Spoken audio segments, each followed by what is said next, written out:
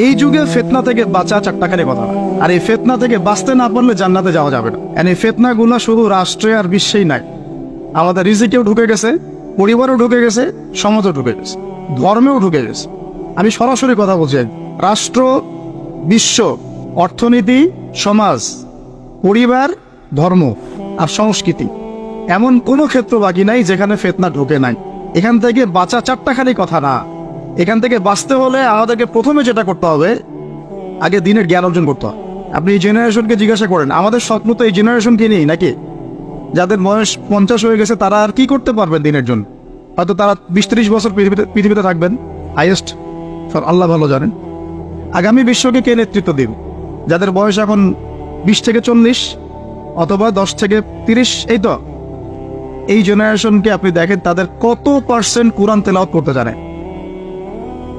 আপনি এই যে আজকে যারা আসছে সবার কোরআন তেলাওয়াতের টেস্ট নেন, একজন আলেমের সামনে বসান, একজন একজন করে ডাকে, দেখেন সূরা ফাতিহা পড়তে পারে কতজন।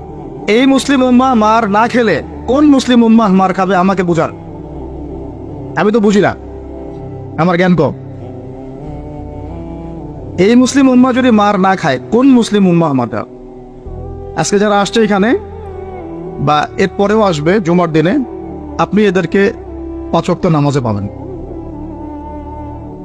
যারা 5 ওয়াক্ত নামাজ পড়তেছে না, জুমার নামাজটাকেই দিন মনে করে, তাহলে এই মুসলিম মার না খেলে কে মার খাবে? আমাকে বুঝান, আমি বুঝি না, কিছু বিষয় আমি বুঝি না। আবার যারা নামাজ পড়ে তাদের আখলাক, ব্যক্তিত্ব, আখলাক, চরিত্র, সুন্নতের জীবনযাপন, আমরা বলি না সুন্না মাফিক জীবনযাপন, রাসূলের সুন্না মাফিক জীবনযাপন, কতজনের মধ্যে চেহারা, সুরতে, পোশাকে, আশাকে, কথাবার্তায় সুন্নত আছে। তো যে জাতি তার নবীর সুন্নত ভুলে যায়, সে জাতি কিভাবে বিশ্ব শাসন করবে আর কেন সে মায়ের খাবে না? আমাকে বোঝান সম্ভব? তাহলে প্রথম নসিহতটা ভাই, পড়াশোনা করতে হবে। আর পড়াশোনা শুরু হবে কোন কিতাব থেকে? তাড়াতাড়ি কোরআন পড়া শুরু করেন, হাতে সময় কম, তাড়াতাড়ি শুরু করেন। প্রত্যেকটা জেলায় জেলায়, গ্রামে গ্রামে, ইউনিয়নে, প্রত্যেকটা জায়গায় মসজিদ, মাদ্রাসা, মক্তব প্রতিষ্ঠা করেন। আছে, নাই তা না, অবশ্যই আছে, এটা আমাদের সৌভাগ্য। প্রত্যেক জেলায় মাদ্রাসা আছে, প্রত্যেক জেলায় মাদ্রাসা আছে, মহিলা মাদ্রাসা আছে, মক্তব আছে, আরো অনেক কিছু আছে, দারুল ইলমগুলো আছে। কিন্তু আমরা আমাদের সন্তানদেরকে পাঠাচ্ছি কি না? আমরা আমাদের বাচ্চা কাচ্চাদেরকে পাঠাচ্ছি কি না? আমাদের যুবকরা সেখানে আসে কি না? আপনারা তো ফ্যান্টাসিতে অনলাইনে দিন শিখতে চান। 3টা মাস কোনো আলেমের কাছে বসে কি ক্লাস করেছেন? কখন একটা কিতাব কি পড়েছেন? অনলাইনে একটা ভিডিও দেখে কি শিখবেন?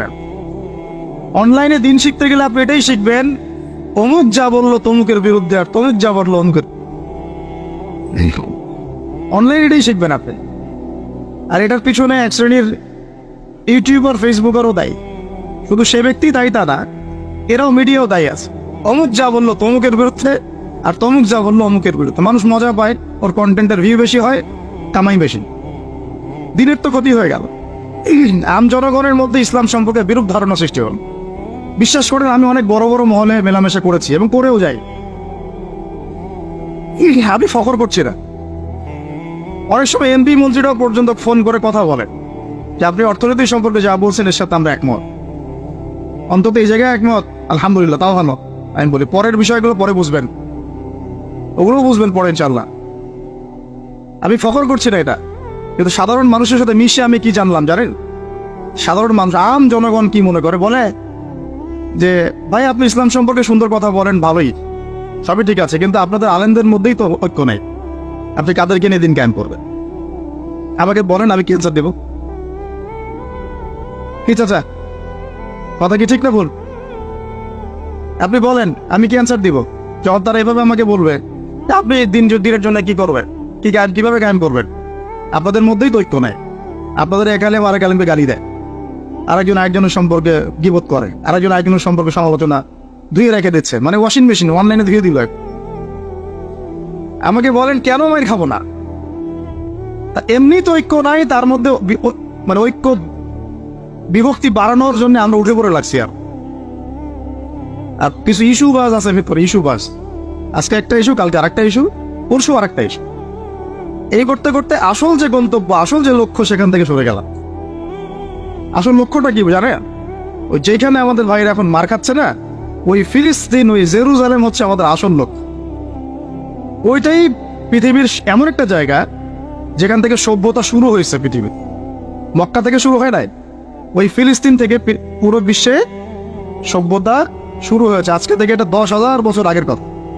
ওখান থেকেই শুরু হয়েছে, আর ওখানেই পৃথিবীর শেষ হবে। ওইখানেই যতক্ষণ পর্যন্ত ঈসা আলাইহিস সালাম না আসছেন এবং ইসলামী খেলাফত আবার কায়েম না করছেন, কিয়ামত হবে না। এই যে আসল জায়গাটা থেকে আমাদেরকে সরাই দেওয়া হয়েছে না, কয়জন ভাবে এটা নিয়ে? কয়জন জানে বা এটা নিয়ে জানেই বা কয়জন? কিছু মানুষ আছে সারা জীবন হাত বাঁধা নিয়ে আপনাকে ব্যস্ত করে রাখলো। বাঁধবেন কোথায়? এখানে বাঁধবেন, এখানে বাঁধবেন, এইভাবে বাঁধবেন, এইভাবে বাঁধবেন, না এইভাবে বাঁধবেন। 5-6টা জায়গা নিয়ে ক্যাচাল করতে করতে করতে হায়াতই শেষ হয়ে গেল। সুবহানাল্লাহ। মনে করেন এক ভাইয়ের হাত নাই, এইভাবে দাঁড়া দাঁড়া নামাজ পড়তেছে, নামাজ হবে না? হবে না। আমার হাত আছে, আমার এখানে একটা ফোড়া উঠছে, মনে করেন সত্যি সত্যি উঠছে, এটা মিথ্যা বলছি না, তা আমি এভাবে নামাজ পড়বো, হবে কিনা? হবে না। হাত বাঁধেই নেই সে, হবে না? হবে না। আর যখন বোম পরে জান থাকবে না, তখন হাত বেঁধে কি করবেন? তখন উম্মার মধ্যে মারামারি, কাটাকাটি, বিভক্তি, আর কাফেররা এসে উম্মার সাথে যুদ্ধ করা শুরু করবে, তাহলে হাত বাঁধে নিয়ে ব্যস্ত হয়ে থাকবেন। এই ব্যস্ত আছেন বলেই তো হাতে অস্ত্র ধরতে পারছি না। এক ভাই খুব সুন্দর কথা বলছে যে ইসরায়েলের উচিত যে বাংলাদেশ থেকে এরকম কিছু শায়েক এবং মানুষকে হায়ার করা এবং এদেরকে ফিলিস্তিনে ছড়িয়ে দেওয়া, তাহলে জীবনেও ফিলিস্তিনিরা আর অস্ত্র হাতে নিতে পারবে। ওরা এগুলো নিয়েই ব্যস্ত থাকবে সারা জীবন। আল্লাহ না করুক, যদি আল্লাহ না করুক, আমরা দোয়া করি, কিন্তু আমরা আশঙ্কা তো করি, আল্লাহ না করুক যদি শান্তিপূর্ণ এই বাংলার মাটিতেও কখনো এরকম পরিস্থিতির সৃষ্টি হয়, আল্লাহ না করুক, দোয়া করি আমরা, তখনও এক শ্রেণীর মানুষ এগুলো নিয়েই ব্যস্ত থাকে। আপনাকে আপনার মূল লক্ষ্যটা থেকে সরায় দেওয়া হয়েছে। এটা বোঝার জন্য, এই ফিতনাগুলো চেনার জন্য ভাই, সবার আগে দিনের জ্ঞান অর্জনের কোনো বিকল্প নাই। পড়তে রাজি আছি তো ইনশাআল্লাহ। অনলাইনে দিন শিখতে পারবেন না, কিছু ভালো ভালো আলেম আছেন যাদের লেকচার হয়তো শুনতে পারবেন, শুনে আপনি উৎসাহিত হতে পারবেন, বুস্ট আপ হবেন, ইন্সপায়ার্ড হবেন, কিন্তু এটা দিন শেখার কনস্ট্রাকটিভ কোনো প্ল্যাটফর্ম না। আপনাকে খাতা কলম নিয়ে ওই স্কুল কলেজের মতোই আলেমদের কাছে আসতে হবে, সিলেবাস রেডি করতে হবে, সিলেবাসে পড়তে হবে, পড়ার জন্য জায়গা দরকার, মাদ্রাসা দরকার, মসজিদ দরকার, মক্তব দরকার, এগুলো আপনাদেরকে করতে হবে। আর যেখানে আছে সেগুলোকে আবাদ করতে হবে। যেমন মসজিদ করেছেন, আবাদ করেন এটাকে। মসজিদ মানে নামাজ পড়ে দরজা বন্ধ করে রেখে দিব, এর নাম মসজিদ? মসজিদ মানে এখান থেকে দিনের দাওয়াতটা ছড়াবে, দিনের শিক্ষাটা ছড়াবে, তাই নাকি? আল্লাহ রসুল কি মসজিদ সাল্লাল্লাহু আলাইহি ওয়াসাল্লাম মসজিদ প্রতিষ্ঠা করে শুধু নামাজের সময় খুলতেন আর নামাজের পরে বন্ধ করতেন? একে 24 ঘন্টা এখানে ইবাদত, আমল, তাসকিয়া, জিকির, আজকার হতো না? এখনো তো মদিনায় হয়। মক্কা মদিনা কি এখনো বন্ধ থাকে 1 মিনিটের জন্য? এখানে দার্স হচ্ছে, ওইখানে নামাজ হচ্ছে, ওইখানে আলোচনা হচ্ছে, চলতে থাকে সবসময়। এটা হলো মসজিদের ফাংশন। এই মসজিদ আবাদ করেন, মাদ্রাসাগুলো আবাদ করেন, আপনার ছেলেকে মসজিদে পাঠান, মাদ্রাসায় পাঠান, মক্তবে পাঠান। ইয়াং জেনারেশন স্পেশালি আপনারা সিলেবাস ভিত্তিক পড়াশোনা করেন। এই ফ্যান্টাসি দিয়ে কিচ্ছু হবে না, আবেগ দিয়ে, ফ্যান্টাসি দিয়ে কাজের কাজ কিছু হবে না। খুব আবেগ লাগতেছে, খুব কষ্ট হচ্ছে আমার ফিলিস্তিনের জন্য, খুব কষ্ট হচ্ছে পুরো বিশ্বের প্রেক্ষাপটে মুসলিমদেরকে দেখে, কিন্তু আপনি তো ইসলাম সংশোধনের দিকে আসছেন, মাঝে মাঝে নামাজ পড়ছেন, কোনোরকম 5 ওয়াক্ত নামাজ পড়লেও সুন্নাহ মাফিক জীবনযাপন করছেন না, জিনায় লিপ্ত হয়ে যাচ্ছেন, সুদ খাচ্ছেন, অর্থনৈতিক জীবনের কথা বলছেন, এখানে সুদ খাচ্ছেন, ব্যবসায় প্রতারণা করছেন, রাজনীতি করতে গিয়ে আপনি তাগুতের দিকে চলে গেছেন। এক কথায় তাগুতের দিকে। তাগুত মানে আল্লাহ বাদ দিয়ে যার উপাসনা করা হয়। আমরা এখানে আল্লাহ পাকের বিধানের দাসত্বের চাইতে মানব রচিত বিধানের দাসত্ব বেশি করেছি এবং করছি, এখনো করছে, করে যাচ্ছে। কিছু করার নাই, কারণ পুরো বিশ্বটা এইভাবেই তো ফাংশন করা। যাদের গলায় জাতিসংঘের দড়ি আছে এরা তো এখান থেকে বেরোতে পারবে না। পারবে না, তাহলে ওদের আন্ডারে যে রুলস এন্ড রেগুলেশনস এর আওতায় তো চলতে হবে। কিন্তু শিরক হয়ে গেল, এখানেও তো শিরক হয়ে গেল। মার না খাওয়ার কোনো কারণ নাই আমাদের এখন। এই পর্যন্ত যে আমরা শান্তিপূর্ণভাবে নামাজ কালাম পড়তে পারছি আল্লাহ পাকের রহমত। বিশ্বাস করে আল্লাহ পাকের খাস রহমত। জানি না কত বছর এই রহমত থাকবে এইভাবে যদি আমরা সতর্ক না হই? সতর্ক হওয়ার জন্যই বলছি ভাই, এগুলো নিয়ে আমরা অনেক ভাবি, না বুঝে না জেনে একটা শব্দ বলছি না আমি। আল্লাহর কসম, আমি না বুঝে না জেনে না স্টাডি করে একটা কথা বলতেছি না। শেষ জামানার সবচেয়ে ইম্পর্টেন্ট জায়গা ওই প্যালেস্টাইন, ওই ফিলিস্তিন, জেরুজালেম। পুরো বিশ্বটা ওইখানে গিয়ে আস্তে আস্তে শেষ হয়ে যাবে। সামনে যত বড় বড় ঘটনা, মালহামা মানে মহাযুদ্ধ, তারপরে ইমাম মাহদির আগমন, দাজ্জালের আত্মপ্রকাশ, দাজ্জাল ইহুদিদেরকে নিয়ে বিশ্বটাকে শাসন করবে, তারপরে ঈসা আলাইহিস সালামের আগমন, ইহুদিদের সাথে মুসলিমদের যুদ্ধ, তারপরে ওই বাইতুল মুকাদ্দাস আবার বিজয় করা, ওইখানে ঈসা আলাইহিস সালাম আবার 40 বছর খেলাফত চালাবেন, 40 বছর। এই পুরো ঘটনাগুলো ওই জায়গা কেন্দ্র করা হবে, আমাদের কোনো হদিসই নেই। আরো অনেক বিষয় আছে, কিন্তু মূল কথাটা হচ্ছে আমরা পৃথিবীতে হাসি থামাশা করতে, ঠাট্টা ছলনা করতে আসি নাই। আল্লাহ পাক প্রত্যেককে কিছু না কিছু দায়িত্ব দিয়ে পাঠাইছেন এবং আমাদের প্রত্যেককে আল্লাহ পাক পরীক্ষা করছেন, এবং এই হায়াতের রিজিকের নিয়ামতের আল্লাহ পাক আমাদের কাছে পাই পাই করে হিসাব দিবেন। এই যে শ্বাস নিচ্ছি একটা শ্বাস, এই একটা শ্বাসেরও হিসাব আল্লাহ পাক নিবেন। একদিন নবীজি একটা বাগানে ঢুকলেন, তিনি ক্ষুধার্ত, সাথে আবু বকর সিদ্দিক। আবু বকর, তোমার বাসায় কি খাওয়ার আছে? ইয়া রাসূলুল্লাহ, আমার বাসায় খাওয়ার নেই। তা চলো। ওমর, রাস্তায় ওমরের সাথে দেখা। ওমর, কি অবস্থা? ইয়া রাসূলুল্লাহ, ক্ষুধার্ত, বাসায় খাওয়ার নেই, আমার বাসায় খাওয়ার নেই। তিনজনে হাঁটতে হাঁটতে ঢুকলেন তালহা রাদিয়াল্লাহু আনহুর বাগানে। সেখানে মাশাআল্লাহ ঠান্ডা পানি খেলেন, খেজুর খেলেন, তৃপ্তি করে খেলেন। মাশাআল্লাহ, সে বাগান অনেক সুন্দর বড় ছিল। খেয়ে নবী সাল্লাল্লাহু আলাইহি ওয়াসাল্লাম বললেন, সুম্মা লাতুসআলুন্না ইয়াওমাইযিন আনিন নাঈম, যে অবশ্যই কিয়ামতের দিন আল্লাহ পাক এই ঠান্ডা পানি সম্পর্কেও আমাদেরকে জিজ্ঞাসা করবেন। আমরা প্রস্তুত নিঃশ্বাসের জবাব দেওয়ার জন্য, নিঃশ্বাস দেওয়ার জন্য, পানির জবাব, পানির হিসাব দেওয়ার জন্য?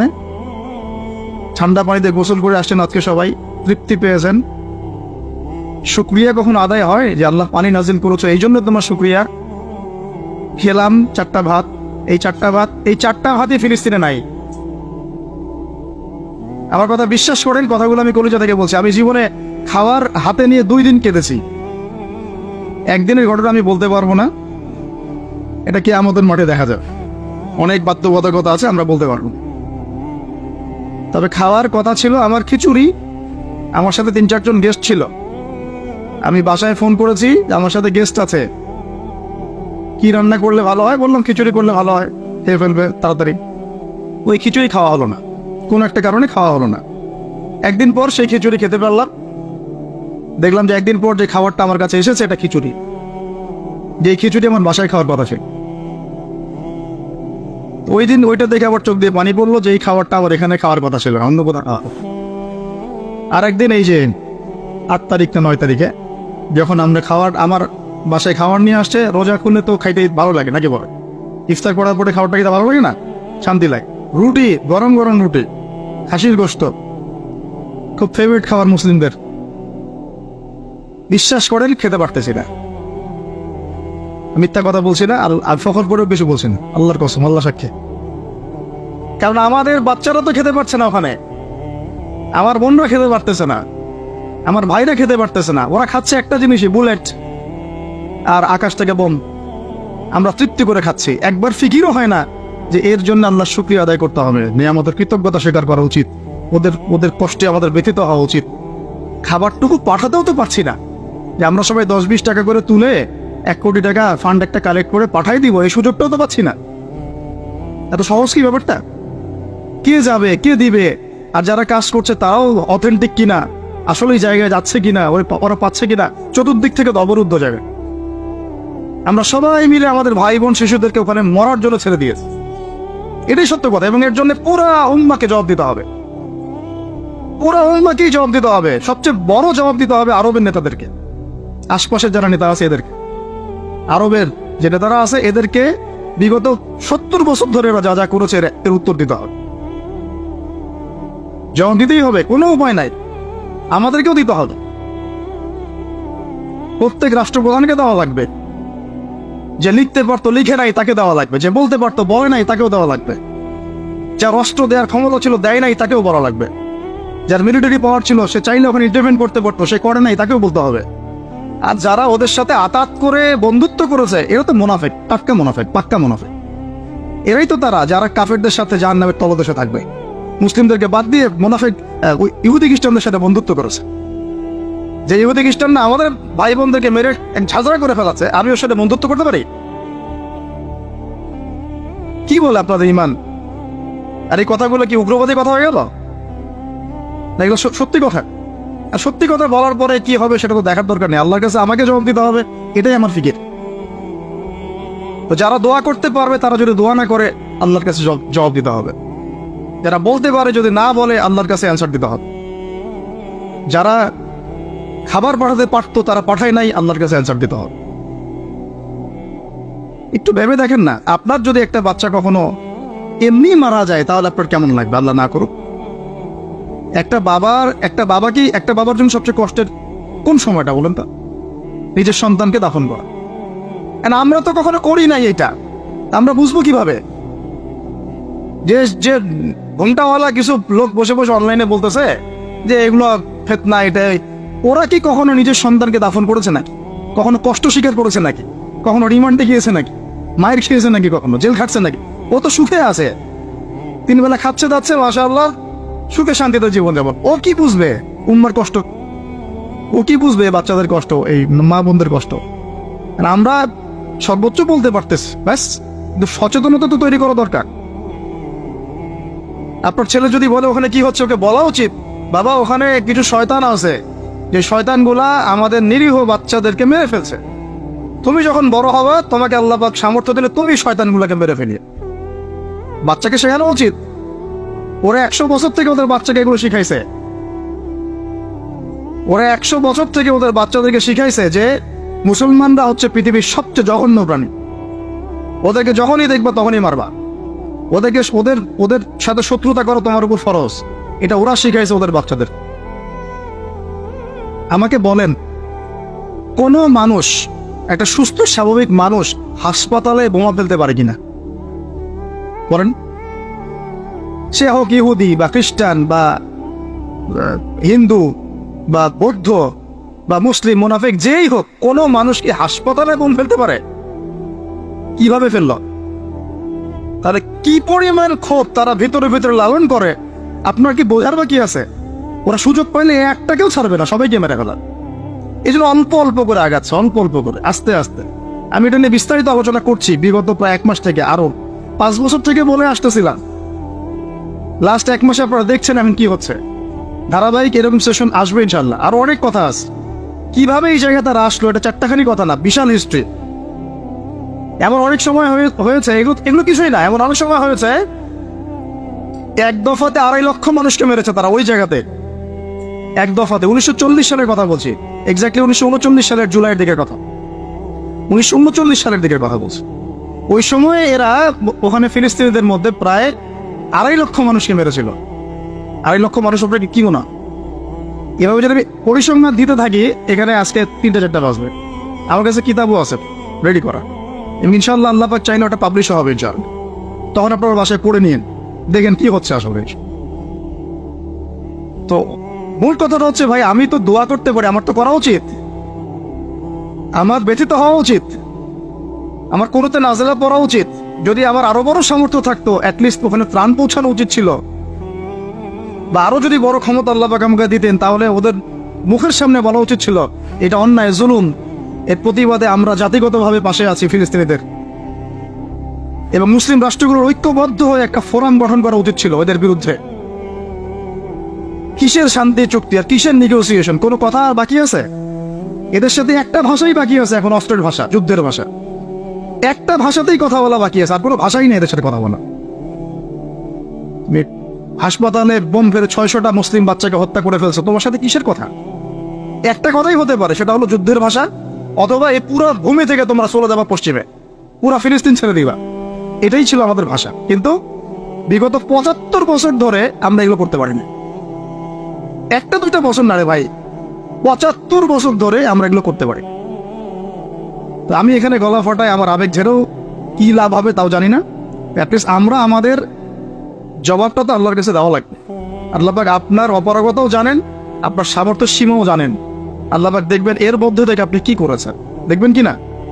তো এখন ভাই আমাদের কি এইসব মোবাইল, সেলফি, হাবি যাবে এগুলোই জীবন? না আমাদের কি চিন্তা করতে হবে? একটু চিন্তা করতে গেলে প্রথম সলিউশন পড়াশোনা করতে হবে, কোরআন পড়তে হবে। যে যাই বলুক কোরআন পড়লে এই হয়ে যাবে, সেই হয়ে যাবে, সব কথা বাদ দেন, আপনি কোরআন পড়েন। যে যাই বলুক না কেন, আপনি কোরআন পড়তেই হবে, আপনাকে এর অনুবাদ আপনাকে পড়তেই হবে, তাফসীর আপনাকে ঘাটতেই হবে, পাশাপাশি নবীর হাদিসগুলো আপনাকে পড়তে হবে। অবশ্যই কোনো না কোনো আলেমের সহবতে থাকতে হবে। উদ্বাস্তুর মতো জীবনযাপন করবেন না এই 10 জন 20 জন সার্কেল নিয়ে। ওলামায়ে কেরামদের মধ্যে যারা হক্কানি ওলামায়ে কেরাম, তাদের কাছে এসে পরামর্শ করে চলাফেরা করবেন, যাতে আপনি বিভ্রান্তির শিকার না হন, পরামর্শ করতে পারেন। বাংলাদেশে কি আলেম ওলামার অভাব আছে? যত তাদের মধ্যে বিভক্তি থাক, যতই তারা একে অপরের সাথে কলিশনে থাক না কেন, যত দল থাক, তারপরেও আপনি ওলামায়ে কেরামের সাথেই থাকবেন। তারপরে তাদের জবাব তারা দিবে, বাট আপনি আপনার জায়গার দায়িত্বটা পালন করুন এবং হকপন্থী চিনে নিবেন। হকপন্থী আর মুনাফিক চেনার সবচেয়ে উপযুক্ত সময় কোনটা সেটাও বলে দিই। হকপন্থী ওলামায়ে কেরাম আর মুনাফিক যারা মুসলিম উম্মার ভিতরে কাজ করছে আমাদের মতো লেবাস পোশাকে, এটা চেনার, ফাইন্ড আউট করার সবচেয়ে শ্রেষ্ঠ সময় হচ্ছে উম্মার এই সংকটপূর্ণ সময়গুলা। উম্মার উপর যখন কোনো বিপদ আপদ, বালা মুসিবত, সংকট আসবে, আপনি এমনি বুঝতে পারবেন কারা মুনাফিক, কারা হকের উপর আছে। যদি আপনার বিবেক থেকে থাকে, আপনার বুঝ থেকে থাকে। এরপরেও যদি না চিনতে পারেন, আপনি দাজ্জাল, অন্ধ, আপনি দাজ্জালের মতো এক চোখ অন্ধ। এই মাজলুমদের বিপক্ষেও বহু আলেম কথা বলে নাই, বাংলাদেশে বলে নাই। তা আপনাকে আমি আর কিভাবে চিনাবো, কিভাবে চোখে আঙ্গুল দিয়ে চিনাবো যে আসলে কারা হকপন্থী, কারা বাতিলপন্থী? এইটুকু তো আপনার দায়িত্ব চেনার। কিভাবে এভাবে তাদের সাথে আপনি নিজের জীবনটা নষ্ট করে ফেলতেছেন? সুবহানাল্লাহ। আল্লাহ পাক আপনাদেরকে হেফাজত করুন, সঠিক পথে রাখুন, ওলামায়ে কেরামের সোহবতে থাক, হকপন্থী ওলামায়ে কেরাম। আর ভাই প্রতিদিন যে সুন্নাহগুলো আছে এগুলো আমল করেন, নিজের উপর একটা সংশোধন নিয়ে আসেন। আল্লাহ পাক ততক্ষণ পর্যন্ত আমাদেরকে বিজয় দিবেন না যতক্ষণ না আমরা পরিপূর্ণ ইসলামে প্রবেশ করতেছি। আর পরিপূর্ণ ইসলাম মানে কি শুধু জুমার নামাজ পড়া, শুধু ঈদের নামাজ পড়া? আমাকে বলেন, আপনারা তো জানেন সবকিছু। পরিপূর্ণ ইসলাম মানে কি? 5 ওয়াক্ত নামাজ তো আপনাকে পড়তে হবে। আল্লাহ যদি তৌফিক দেন, সামর্থ্য দেন, তাহাজ্জুদও পড়তে হবে, চেষ্টা করতে হবে, নফল আমল বাড়াই দিতে হবে, জিকির আজগার, তেলাওয়াত, তাসবিহ, তাহলিল বাড়াই দিতে হবে, আল্লাহর কাছে কান্নাকাটি বাড়াইতে হবে, ফিতনা থেকে দূরে আসার চেষ্টা করতে হবে, এই জগতের মোহ ছাড়তে হবে। যতটুকুতে আমার জীবন চলে যায় বাস এতটুকুতেই। আমি এইভাবেও বলতেছি আপনাদেরকে এখন সরাসরি, নিজেদের আপনজনদের মধ্যে, পরিবারের মধ্যে, বংশের মধ্যে কেউ যদি আপনাকে দিনের পথে চলতে বাধা প্রদান করে, ফিতনা সৃষ্টি করে, আপনি তার থেকেও নিজেকে সরায় রাখবেন। দিন আপনার, জীবন আপনার, মানে আদিন আমার, জীবন আমার, ইহকাল আমার, পরকাল আমার, জবাব আমার। আমার অন্য কারো দ্বারা প্রভাবিত হয়ে দিন নষ্ট করা যাবে না, যাবে? অনেক সময় হয় না, আমাদের বংশে, পরিবারের কাছের অনেক মানুষ আপনাকে দিনের পথে চলার ক্ষেত্রে প্রতিবন্ধকতা সৃষ্টি করতেছে। আমি বলতেছি না ওদের সাথে আপনি সম্পর্ক নষ্ট করে দেন, কাট অফ হয়ে যান, এটা বলতেছি না। বলতেছে আপনি ইসলামিক দূরত্ব মেনটেন করেন, নিজেকে নিয়ে থাকেন, আপনি আল্লাহকে নিয়ে থাকেন। এক আল্লাহই আপনার জন্য যথেষ্ট, ইনশাআল্লাহ কাউকে লাগবে না।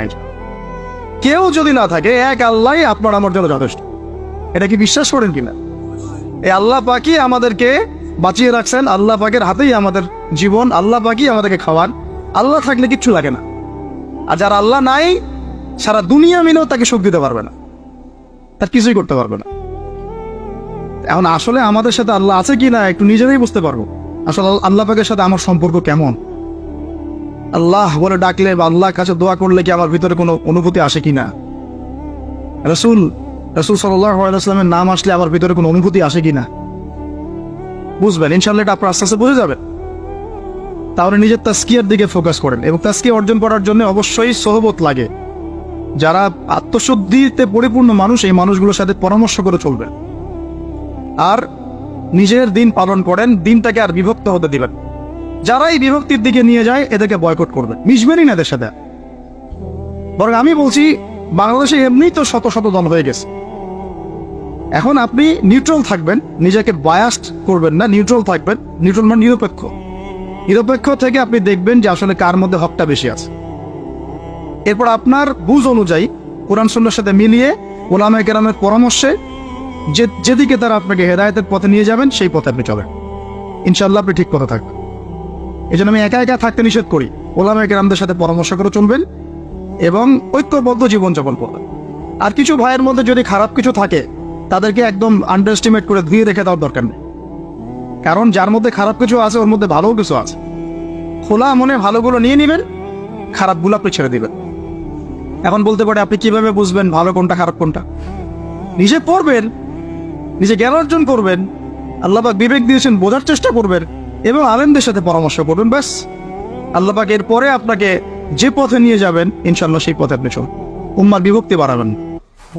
এরপরে যখন অর্থনীতির মধ্যে ঢুকবেন, ব্যবসা বাণিজ্য, রিজিক, চাকরি বাকরি, জান চলে গেলেও হারাম খাবেন না। আল্লাহ পাক তৌফিক দান, আপনাকে তৌফিক দেখ, আমাকেও তৌফিক দান। কারণ আমরা সবাই হারাম খাচ্ছি, আমি নিজেও ফিল করি। হারাম না খেলে আমাদের দোয়া কবুল হইতো, দোয়া যে কবুল হচ্ছে না মনে না। কাবা ঘরে দোয়া হচ্ছে বিগত প্রায় 40-50 বছর থেকে, আল্লাহ ফিলিস্তিনকে মুক্ত করে দাও, মুসলিম ভাইদেরকে সাহায্য করো, নুসরা নাজিল করো। আপনি দোয়ার কি বরকত দেখতে পারতেছেন? দোয়ার কি ইম্প্যাক্ট পড়তেছে? রিজিক হারাম, রিজিক অনেক সময় হারাম হয়ে যাচ্ছে আমাদের। এমনকি হজের মতো মৌসুমে, উমরার মতো মৌসুমে আমরা যে গোশতগুলো খাচ্ছি বাইরে, এগুলো যে কতটুকু আল্লাহর নামে জবাই করছে আল্লাহ ভালো জানে। ভাবতে হবে তো, এগুলা পারতেছি না। আমি সত্যি বলতেছি যে আমরা হালাল খাইতেও পারতেছি না মনে হয়। চেষ্টা করতে হবে 100% হালালের উপর থাকার জন্য। যদি আল্লাহর নামে জবাই না করা হয় সেটা কি হালাল হবে? যদি আমার টাকার মধ্যে সুদ থাকে হালাল হবে? যদি আমার টাকার মধ্যে ঘুষ থাকে হালাল হবে? বাংলাদেশের লক্ষ লক্ষ মানুষ নামাজ পড়ে মসজিদে ঘুষখোর। বাংলাদেশের লক্ষ লক্ষ না, কোটি কোটি মানুষ মসজিদে নামাজ পড়ে মুসল্লি সুদখোর।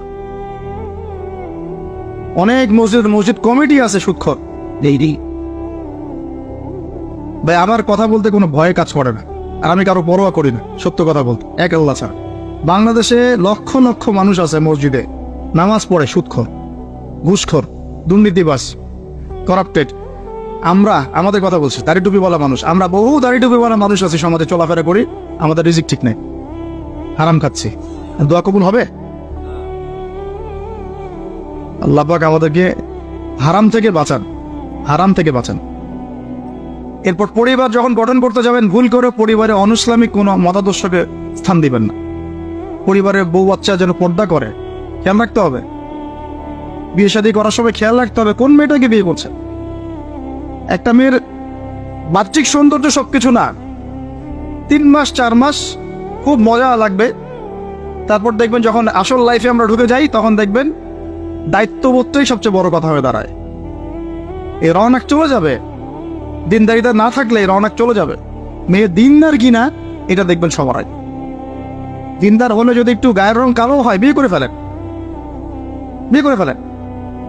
বিয়ে তো কঠিন করে ফেলছে সমাজ, জেনা সহজ হয়ে গেছে। মোস্তফা কামাল আতাতুর্ক যখন ক্ষমতায় আসছিল না, আমি সংবিধান চেক করলাম আজকে পড়তে পড়তে এক জায়গায়, ওই সময়কার সংবিধান তুরস্কের। মোস্তফা কামাল আতাতুর্ক যখন 1918 সালের পরে ক্ষমতায় আসছে, ওকে তো ক্ষমতায় বসেছে ব্রিটেন। এ তো জানেন হিস্ট্রিটা, আপনারা অনেকে জানেন যারা পড়াশোনা করেন। ও সংবিধানে লিখেছে যে একাধিক বিয়ে করা হারাম, আর অমুসলিম নারীকে বিয়ে করাও বৈধ। সব উল্টাই দিছে। আমাদের সমাজে এখন ওইরকম চিত্র দেখা যাচ্ছে যে আপনি 17 বছরে বিয়ে করতে পারবেন না, 17 বছরে আপনি জেনা করছেন। আল্লাহ মাফ করুক, বাংলাদেশে 17 বছর বয়সে জেনা করা ছেলে মেয়ের অভাব আছে? আদমশুমারির মতো এই কুমারিত্ব টেস্ট যদি করা হয় ছেলে মেয়েদের, তারপর দেখা যায় এই অবস্থা। তো বিয়েটাকে সহজ করা উচিত। বিয়ের বয়স একটা ফিক্স করা হয়েছে, এর সাথে তো আমরা এখন যুদ্ধ করতে পারবো না। পারবেন? সেটা তো আচ্ছা ফিক্স করছে বুঝলাম। এখন ওই বয়সটা হয়ে গেলেই আপনার সন্তানের বিয়ের ব্যবস্থা করে ফেলেন এবং এটাকে সহজ করে দেন, এত জটিল করেন না, সহজ করে দেন যাতে করে ওরা জিনা থেকে বেঁচে থাকতে পারে। ভাই বিশ্বাস করেন, বহু দাড়ি টুপিওয়ালা মানুষ, এলেমওয়ালা মানুষ এইসব মিম্বরে দাঁড়ায় হক কথা বলতে পারে না জেনার কারণে। জেনার কারণে এই যে আমরা চলাফেরা করতেছি না, চোখের জেনা তো হচ্ছে অ্যাভেলেবল, অনেক সময় মনেরও জেনা হয়ে যাচ্ছে। মনে খারাপ চিন্তা চলে আসতে পারে, দেখবেন মনের নূরটা নষ্ট হয়ে যায়। তখন আপনার ইমানের ওই তেজটা কাজ করে। ভালো করে খেয়াল করে দেখ, যখন মনের মধ্যে এই নূরটা নষ্ট হয়ে যায়, কিছু একটা নগ্ন মেয়েকে দেখে ফেলছেন বা একটা মেয়েকে দেখে আপনার অ্যাট্রাকশন তৈরি হয়ে গেছে, হতে পারে, কিন্তু হতে পারে, আমরা তো ফেরেশতা না, হতেই পারে। তখন দেখবেন মনের মধ্যে নূরটা নষ্ট হয়ে যায়। ওই সময় আপনি কিন্তু এই ইমানের এই জজবাটা শো করতে পারবেন না। তখন নবী সাল্লাল্লাহু আলাইহি ওয়াসাল্লাম বলেছেন, তখন যদি বাসায় স্ত্রী থাকে, তোমরা স্ত্রীর কাছে চলে যাবা, নিজের প্রয়োজন মিটাই নিবা, তাহলে এই শয়তানি মন থেকে চলে যাবে। তাহলে তো বিয়ে কঠিন, এটা মিটাবে কিভাবে? অনলাইনে ঢুকলেই দেখবেন আপনি নগ্নতা নগ্নতা নগ্নতা। এই ছেলে পেলে আমাদের সাথে যারা ঢাকায় থাকে, এরা তো আরো জান কি আছে ওখানে, কি হয়। ছেলে ছেলে নাই আর মেয়ে নাই, মেয়ে আর মেয়ে নাই, ও নিজে ছেলে। একটা মেয়ের যে চরিত্র খারাপ, এটা বোঝার জন্য এতটুকু যথেষ্ট যে ও মোটর সাইকেলের পিছনে বসছে কিভাবে, এটা দেখবেন কেন। একটা আপনার শালীন দিনদার স্ত্রীকে নিয়ে যদি আপনি মোটর সাইকেলে জানো, দেখবেন তার বসার ধরনটা কেমন, আর যাদের সাথে এই যে প্রিমিক্সিং এ প্রেম প্রীতি সম্পর্ক করে, এদের বসার ধরনটা কেমন। বসাই আপনাকে বলে দেবে কত বড় বেয়াদব, কত বড় আদবহীন বেহায়া একটা মেয়ে। আমার কথা ইশারা দিচ্ছি, সব তো বলা যাবে না। তো এটাকে সহজ করবেন, এখানে দিনদারিতাকে প্রাধান্য দিবেন, ভুলেও দুনিয়াদারিকে প্রাধান্য দিয়েন না। ও বাপের কয় টাকা আছে, ওর বিয়ে করলে আমি পাবো কি, কত সুন্দর ঐশ্বরিয়া রায়ের মতো কিনা, এগুলো দেখার দরকার। এগুলো থাকে না, আস্তে আস্তে চলে যায়, দিনদারিতা থেকে যায়। ইব্রাহিম আলাইহিস সালামের স্ত্রীদের কথা আজকে আমরা স্মরণ করি না? হাজেরা আলাইহিস সালাম, তার ওই সমর, সাফা মারওয়ার সাই, তাওয়াক্কুল আল্লাহর কাছে এত পছন্দ হয়েছিল যে কিয়ামত পর্যন্ত যত মানুষ হজ করবে, সাই না করলে হজ হবে না। ঠিক আছে, উনার ওই হাঁটা দৌড়াদৌড়ি আল্লাহর কাছে এত পছন্দ হয়েছে।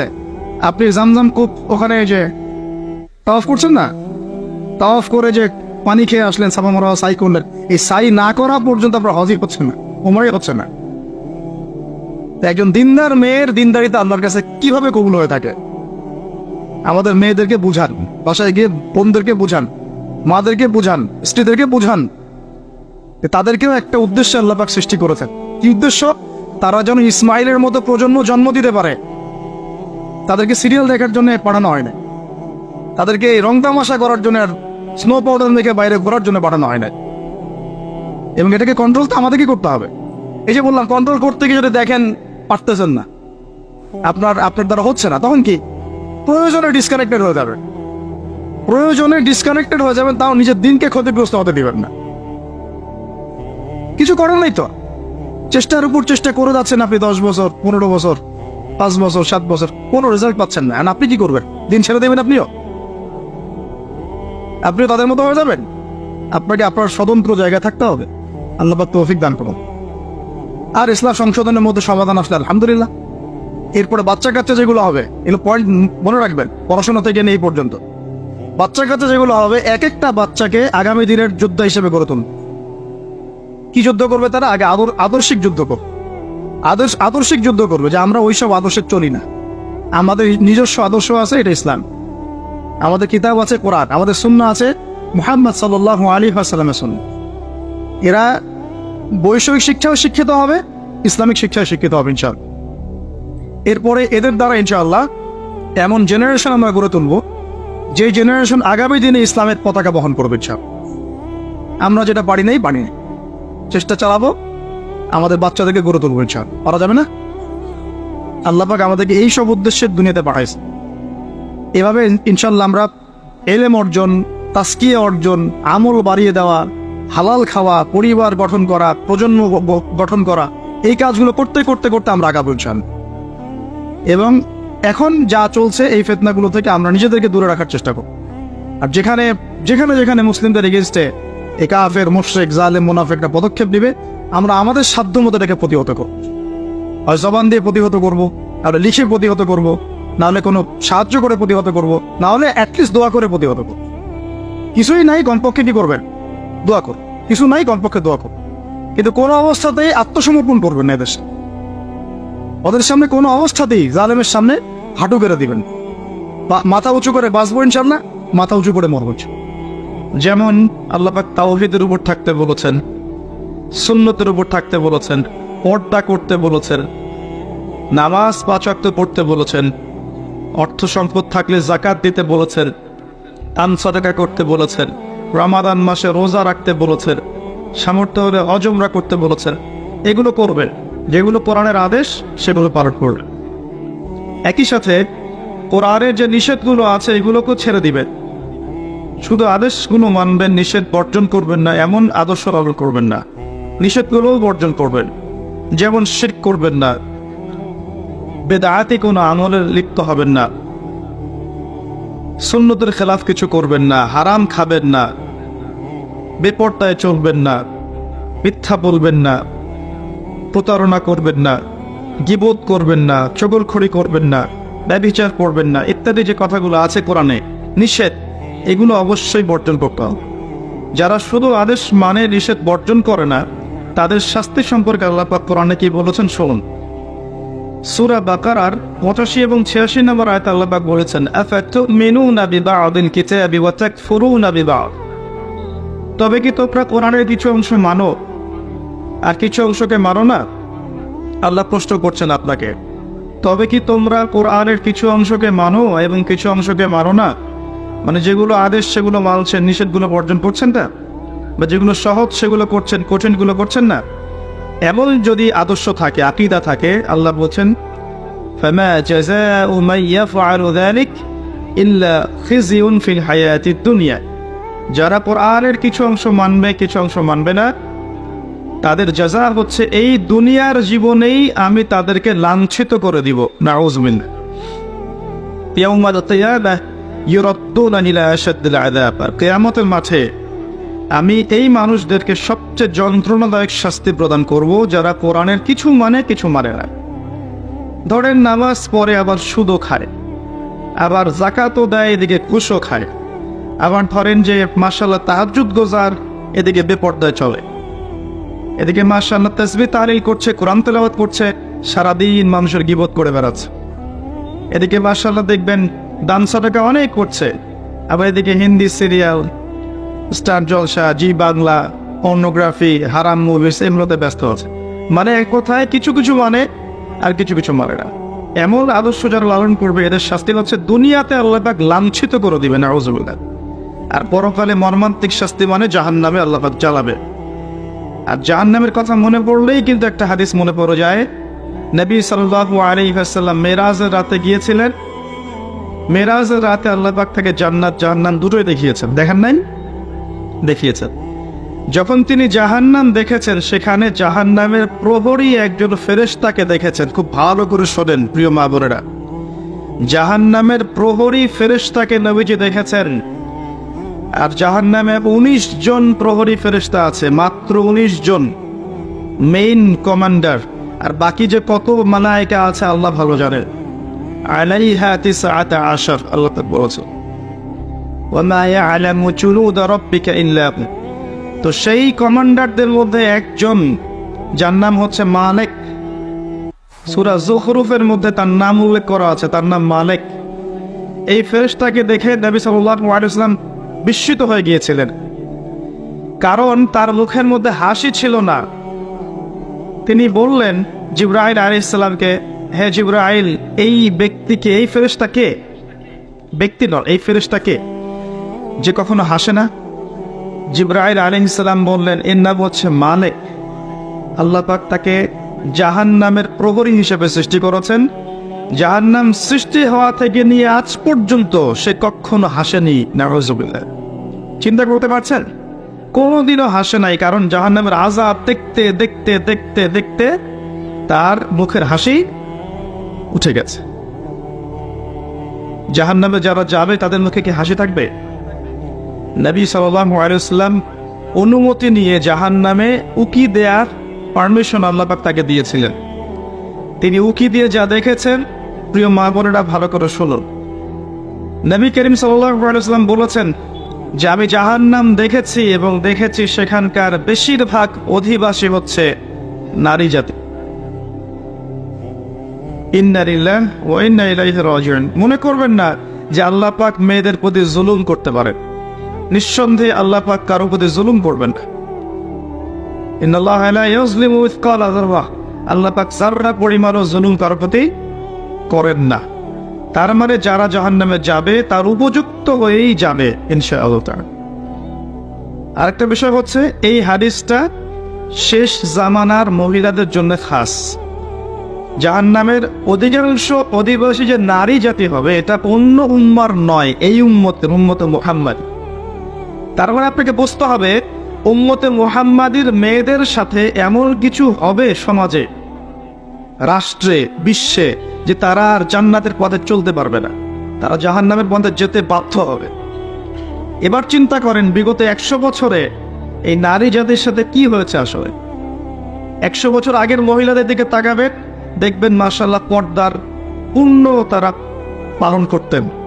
তারা বিনা প্রয়োজনে বাইরে বের হতেন না, বের হলেও মাহরাম ছাড়া বের হতেন। তারা স্মার্টফোন এত বেশি চালাতেন না, ইউটিউবে সময় দিতেন না, সিরিয়াল দেখতেন না, এত বেশি গীবত করতেন না, এত বেশি তহমত করতেন না, এত বেশি পতিতালয় ছিল না, এত বেহায়াপনা ছিল না। এই নারী পুরুষের পোশাক পরে রাস্তায় হাঁটতো না। আর নারীরা সমঅধিকারের নামে সমস্ত জায়গায় পুরুষের পাশে ফ্রি মিক্সিংয়ে বসে যেত না। 100 বছর আগে এই সংস্কৃতি ছিল না।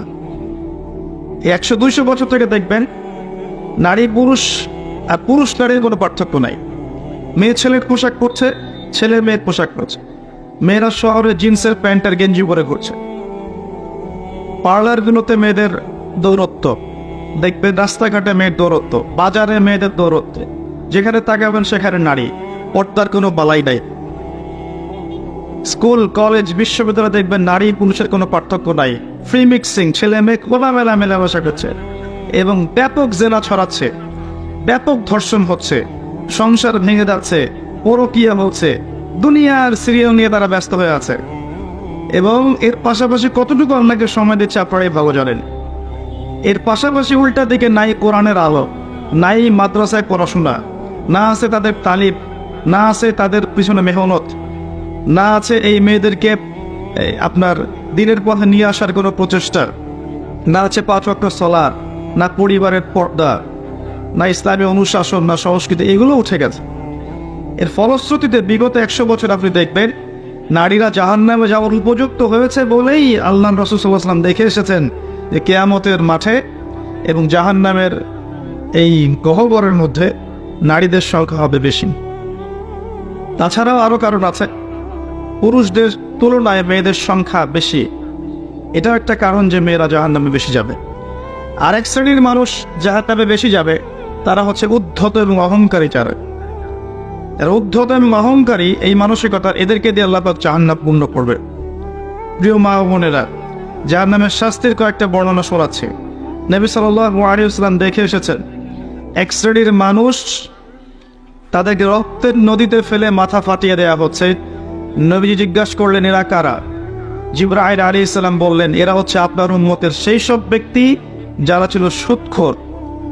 সুদের মধ্য দিয়ে তারা গরিবের রক্ত চুষে খেয়েছে, এই কারণে ওদেরকে রক্তের নদীতে ফেলে মাথা ফাটিয়ে দেয়া হচ্ছে।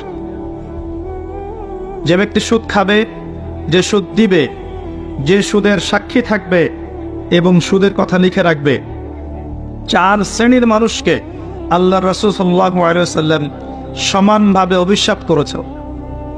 আমরা আশা করব আপনারা সুদ খাবেন না, পরিবারের কর্তাকে সুদের দিকে উদ্বুদ্ধ করবেন না এবং সুদী সমিতির মধ্যে নাম লেখাবেন না। আল্লাহ পাক বোঝার তৌফিক দান করুন। তিনি দেখে এসেছেন এক শ্রেণীর মানুষকে সামনে ভালো গোশত দেয়া হয়েছে, পাশে নোংরা পচা গোশত দেয়া হয়েছে। তারা ভালো গোশত খাচ্ছে না, পচা গোশতগুলো খাচ্ছে। নবীজি বললেন, এরা হচ্ছে, নবীজিকে বলা হলো, এরা হচ্ছে আপনার উম্মতের সেই সব ব্যক্তি যাদের বাসায় পবিত্র স্বামী ছিল, স্বামী থাকা সত্ত্বেও পরকীয়া করেছে পরপুরুষের সাথে। আর এই পরকীয়া শুধু যৌন সম্পর্কে বোঝানো হয় না, এই ফোনে কথা বলা, এই অন্যের হাজবেন্ডের দিকে মন্দ চোখ দিয়ে তাকানো, তাদের সাথে কফি খাওয়া, মেলামেশা করা, এগুলো সবই পরকীয়ার হতে। শুধুমাত্র বিছানায় যৌন সম্পর্কটাই পরকীয়া নয়, চোখের, মনের, কথার, কানের সমস্ত জেনাই পরকীয়ার অন্তর্ভুক্ত। আমরা মা বোনদেরকে সতর্ক থাকার অনুরোধ করি।